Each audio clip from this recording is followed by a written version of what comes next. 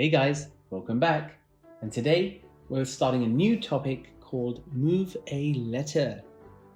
Now, move a letter is a very interesting topic for verbal reasoning. And this is where you're moving a letter from the left to the right and creating two new words. Now in this video, you will need to concentrate very hard as it will test your vocabulary and your spelling. What tends to happen here is one letter from the word on the left can be moved to the word on the right to make two new words. Now, I've given you an example below where we have beacon and vent. The letters must not be rearranged. So choose the correct answer from the four choices available. And what I've now noticed is if we remove the letter E, we then get bacon, and that letter E can go in front of vent and it becomes event. So that being said, our answer is E. So again, moving E from beacon leaves us with bacon, and adding it to event makes event. And that is exactly what we need to do in this specific topic. So we're making new words by moving a single letter. Okay, let's dive into question number 1. So we've got tribal and robed. Now again, we need to make a new word by removing a letter from tribal and then placing that letter into robed. So again, as many of you might be thinking already, what about the letter B? Now if we take away the letter B, we will have trial. And if we place the B into robed, we can have robbed. So our answer is B. Okay, question number 2. We've got tropic and bunch.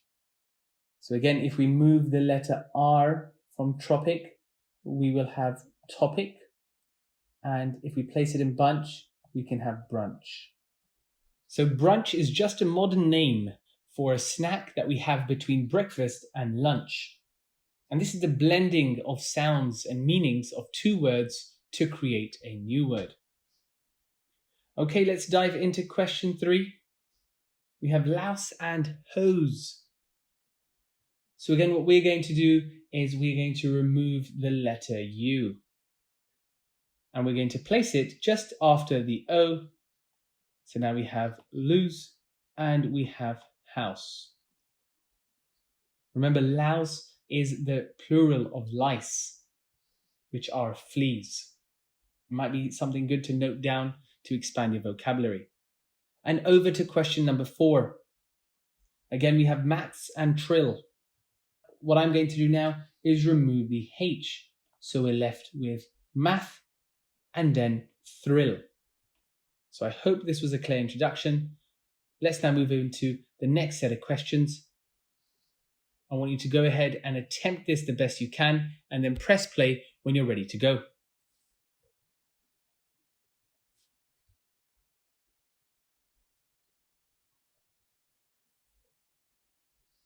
Alrighty, question 5. We've got minded and wading. And what I'm going to do here is remove the D. So we now have mind, and then place the extra D after or even before the letter we have here, and that's wadding. Now, wadding is a material which is used to stuff something, such as a mattress or even a cushion, for example. That's a material, remember that. Okay, and for number 6, metal and chase. So again, what I'm going to do here is remove the letter T. That means we will have meal. And can you guess where the T will go in chase? It's going to go just after the S. And this there is an old-fashioned word for pure. Okay, question number 7. We now have petal and his. Again, I'm going to remove the T from here. And we're going to have peel. And then I'm going to put the T just after the I, which then gives us hits. And you could also put in the letter T before the H, which would also give you this. And again, peel is what happens when a bell rings. So the church bells pealed. So this is a prime example of why I expect students to take a word away, finding the synonyms and antonyms, and then applying this into a sentence.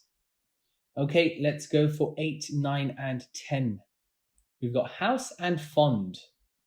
So now if we move the U from house, we have hose. And if I place the U after the O, I now have found. So again, I'm removing one letter and placing it into the other word. And then for question 9, let's remove the C. So we now have mine, and we replace it just after the T, and we now have patch.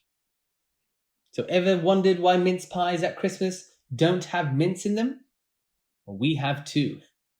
Real meat used to be put inside this sweet Christmassy treats. Can you believe that?